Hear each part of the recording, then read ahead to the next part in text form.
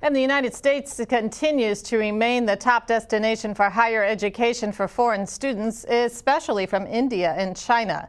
These students contribute millions of dollars to the local economy each year.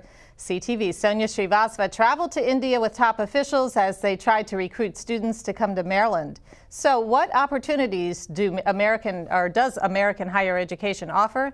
Here's that story. We recently met these three students from India who are all pursuing advanced degrees at the University of Maryland, College Park. Preeti Bhargava from Delhi is studying for her PhD in computer science. Ajay Clement from Bangalore is getting his master's in telecommunications. And Bharat Rajasekaran from Chennai is getting his master's in information management.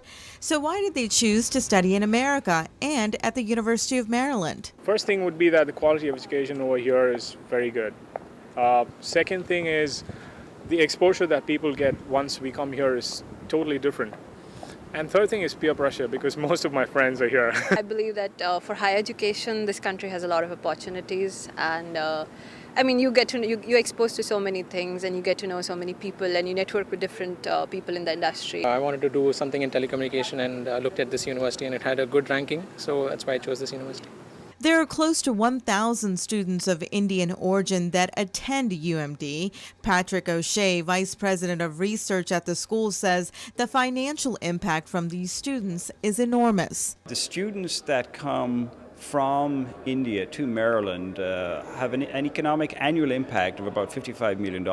That's just direct economic impact. And then there's the indirect impact. If they stay in Maryland, they start companies, they employ Maryland residents. O'Shea and other top officials from the college recently traveled to India to strengthen ties with the country and look for possible recruits. India will need to educate and train nearly 350 million people in the coming decade. With a population of more than 1 billion, the domestic demand for higher education is high. But the problem, these students tell us, is the competition and the need for more quality institutions. For technical level courses, it's either the IITs or the NITs in India, and sometimes it could be pretty hard to get into that as compared to certain US universities, which is kind of easier.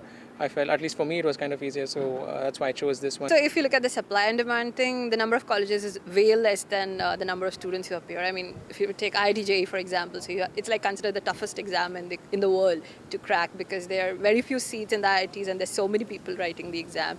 And then after that, there are like lots of other colleges, but then the seats are limited. So definitely we need more institutions, but more quality institutions. Majority of the Indian students that come to study at UMD will get their degrees and move back. But for students that want to stay and maybe start their own company, the issue of getting work visas can be challenging. I have a friend of mine who is presently working for Microsoft, but he wants to start his own company. Due to some problems, visa problems or something, he's not able to do that.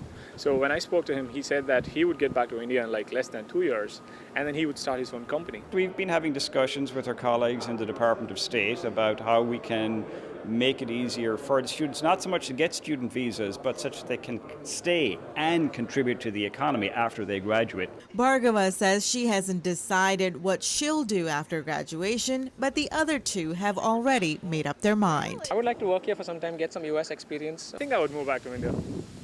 I would move, but not in the near future.